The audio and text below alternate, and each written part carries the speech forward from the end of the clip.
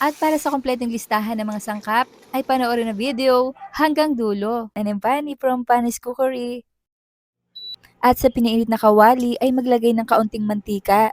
Isutayin natin ang garlic for 20 seconds. Saka igisa ang onion. I-add na natin ang tomato at lutuin until soft. At ilagay na natin ang ground pork, saute until brown. Ayan, at iginigisa ko ito over medium heat. Tapos maglagay tayo ng aswete powder.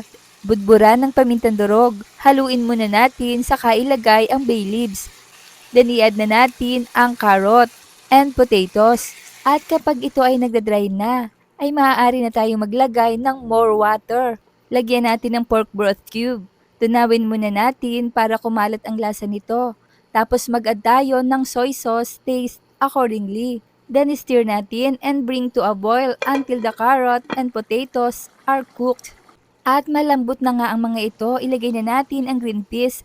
Haluin muna, saka ilagay ang bell pepper and dried raisins. Pambalanse ng ating lasa. Isimmer natin until the sauce is reduced.